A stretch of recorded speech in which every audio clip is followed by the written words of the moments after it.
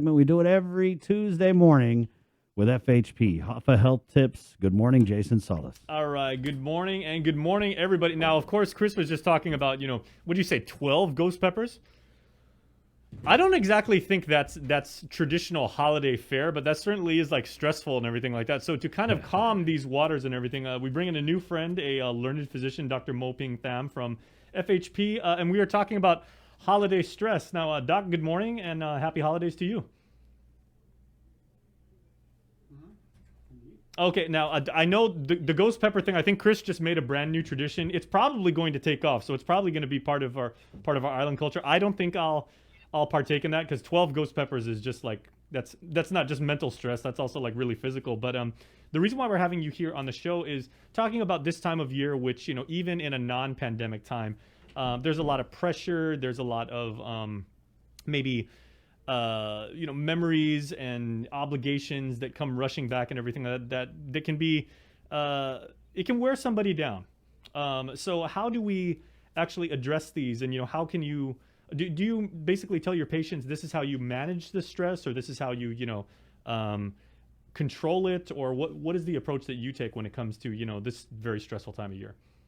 So, first thing, I tell them to sit down and take a nice deep breath and just have some perspective. It's going to be okay.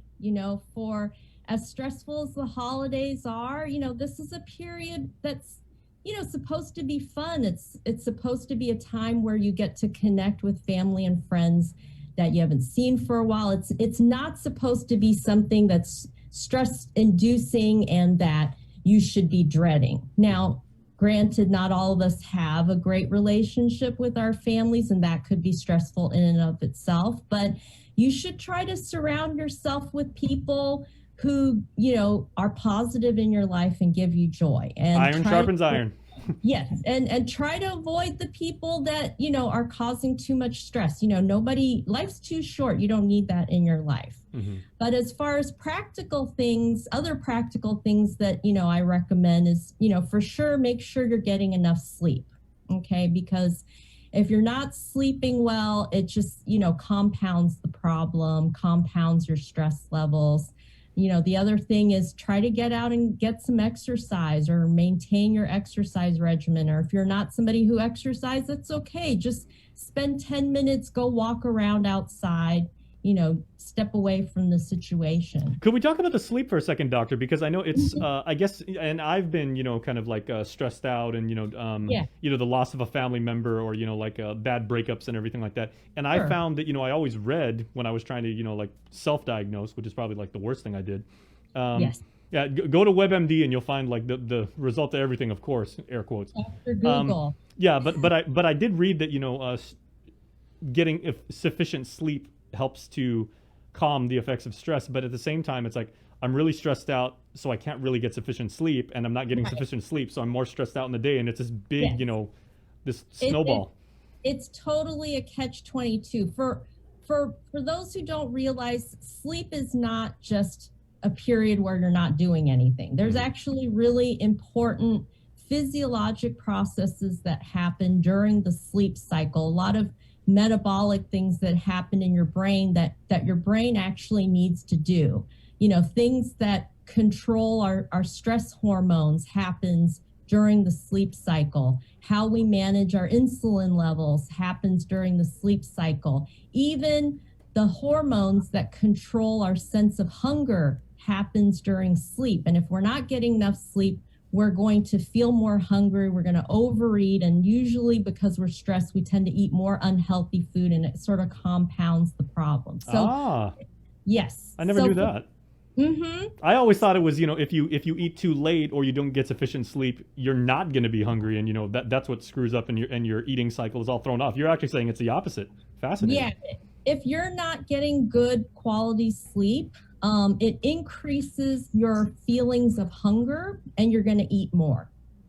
And it also affects your hormones that control your sensation of feeling full. So if you're not getting enough sleep, you're going to feel hungry, you're not going to feel satisfied when you do eat, and it's a vicious cycle. But as far as improving your sleep hygiene, I recommend that you try to be consistent about picking a regular time to go to sleep. Try to pick generally the same time to go to sleep. And also, maybe an hour or two before you're getting ready to go to sleep, try to wind things down. Disconnect from social media, disconnect from all your electronics, the computer, the phone, the tablets, the TV. I know it's really hard, but the light, the brightness from your computers actually affect your sleep hormones. It's going to make your body think that it's daytime when it's actually nighttime. So just that bright light will affect your feeling of not wanting to sleep. So try to disconnect yourself from electronics an hour or two before. Take a hot bath or hot shower to help relax you.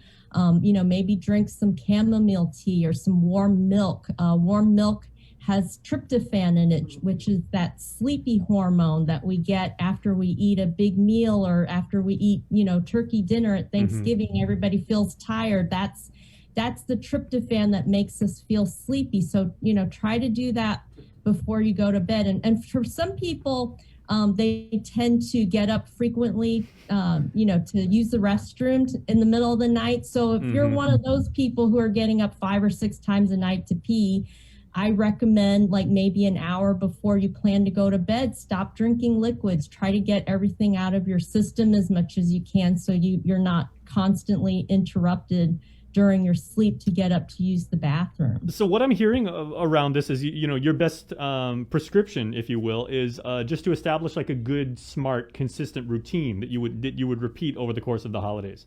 Yeah, routine is very good and necessary. And I think that's another problem with the holidays is when people are stressed, their routines are off. So as much as possible, try to keep to your routines as much as you can. It'll help with the stress. The other thing I also recommend is learn to say no to people. I think the other thing that's very stressful in the holidays is that we overcommit. And, we don't want to let anyone down. And so we agree to do everything. And that just further adds to the stress. And your holiday to-do list is like this. You flap it out and it winds up looking like Santa's naughty or nice list. And it goes a mile long.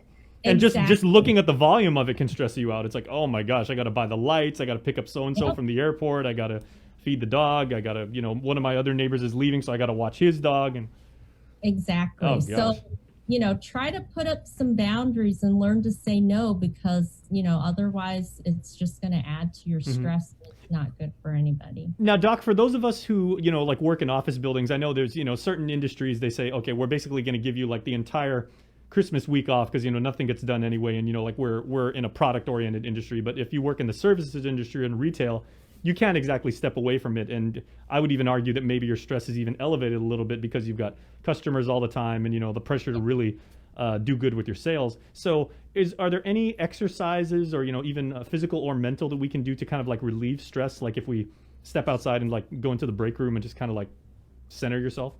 Yeah, for sure. An easy one I recommend to all my patients is just do 5 minutes of a breathing exercise.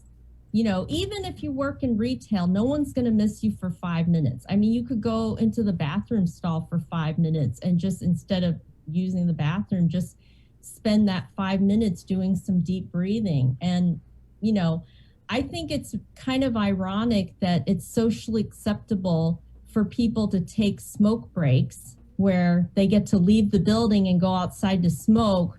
But for all of us non-smokers, we have to stay inside and get stressed out. So I encourage people to take non-smoking breaks. So if your fellow smoking colleagues can leave the building for 5 minutes to smoke, you should be able to leave the building for 5 minutes to not smoke and spend 5 minutes to just walk around the building or do 5 minutes of breathing outside. I have a theory with smokers that the reason why maybe smoke breaks are stress relieving to them is it's not, I mean, some of it is the nicotine, sure, but I think another part of it is that they're actually removing themselves from their work environment for 5 minutes to take their smoke break. So the So they're smoking's actually- coincidental. Exactly. They're going outside, they're taking nice, slow, deep breaths on their cigarettes, they're removing themselves from the situation. So I say, and that in and of itself, if you spend 5 minutes doing slow, deep breathing outside away from work, you're gonna, relieve stress. So take a non-smoke break. And if you're like me, guys, and you have like a Fitbit, the newer Fitbits actually have meditation mode, and it'll actually like buzz. There's a haptic feature on the Fitbit, and it'll tell you, like, it'll measure your breathe and tell you how to breathe and everything. And it really does do a really great job of slowing your heart rate down. Yeah, it's great. The key though is to breathe slowly. If you breathe quickly, you're going to hyperventilate, and that's actually going to increase your sense of anxiety and stress. So it's really, really key to take nice, slow, deep breaths. 5 minutes. No one's going to miss you for 5 minutes, even if you work in retail. Good tip. Okay, and last question. What about for those people who just, the holidays plus the pandemic plus, work obligations, family obligations, it's one big compounded ball of stress and everything like that. And some people are just like, it's just overwhelmed me and everything like that. I've tried to do what Dr. Tham did, like I go outside and everything. It's just too much and everything like that. For people who just have that much on their plate and everything like that, who should they talk to or who can they see? Well, for sure, reach out to the people that you trust and know and feel like you can talk to. Just talking to another person can help relieve stress and anxiety. But yes, if the situation is serious where, you're actually having a depressive episode, you're starting to have suicidal thoughts, that's much more serious than just simple holiday stress. And if you see that in yourself or you recognize that in a loved one, please, please, please encourage them to go see their doctor, go see a counselor, or if it's really bad, Guam Behavioral Health, they have a crisis hotline. I was going to say, because, we reach out to them. And we now know, I guess, society that, mental health is a spectrum and so many other things that were kind of just thought of as like minor. Well, everybody goes through that. Everybody fails a test. Everybody gets dumped at some point. These can be things about mental health. So for people like that for whom the holidays just wind up triggering that. Yes. I mean, those are extra sensitive. It is. And especially I've found since the pandemic, we're seeing a lot more people with mental health issues coming to us in the clinics. Just the isolation, of COVID is affecting a lot of people's mental health. And I think compounded that with the holidays, even though things are certainly better now this year than it was same time last year, this can still be a very lonely time for people. So I really encourage people to look out for your neighbors, look out for your friends, people who, are not maybe the most social people who tend to, be by themselves. Try to reach out to those people and check in on them and make sure they're okay. Mm-hmm. There also is something to be said about the power of prayer. If you're the church-going type and everything like that, if that gives you a sense of peace and everything, by all means, you can do it as much as you like, anytime you like. For sure. And, now everything's online. You can even go to church online.